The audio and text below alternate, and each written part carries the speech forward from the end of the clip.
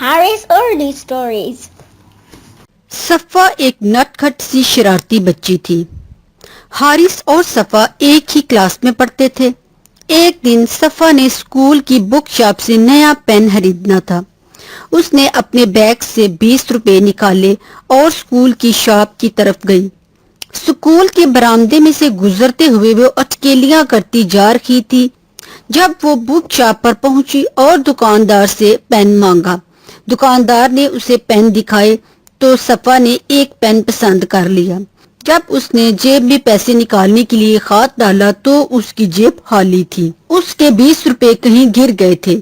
وہ بہت پریشان ہوئی کہ اب وہ اسکول کا کام کیسے کرے گی۔ اس نے رونا شروع کر دیا۔ وہاں حارث بھی کچھ خریدنے کے لیے کھڑا تھا۔ اس نے جب صفا کو روتا ہوا دیکھا تو کہا، سسٹر کیا بات ہے، تم کیوں پریشان ہو، کیوں رو رہی ہو؟ اس نے کہا کہ میرے 20 روپے کہیں گر گئے ہیں۔ حارث نے اپنی جیب سے 20 روپے نکالے اور صفا کو دیے اور کہا کہ تم ان پیسوں سے پین خرید لو۔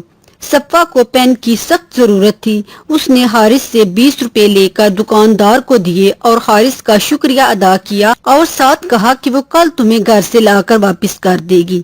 یہ کہہ کر وہ کلاس کی طرف چل دی۔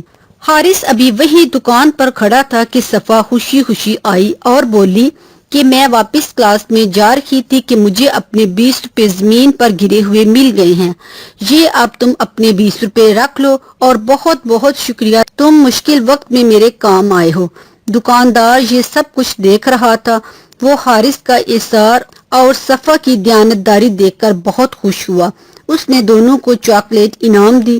دکاندار نے ساری بات پرنسپل کو بتائی۔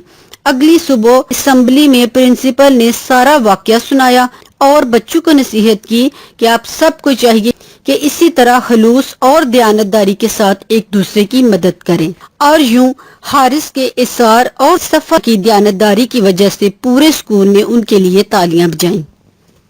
اگر آپ میرا ویڈیو پسند آ گیا، میرا چینل ضرور سبسکرائب کریے۔ شکریہ۔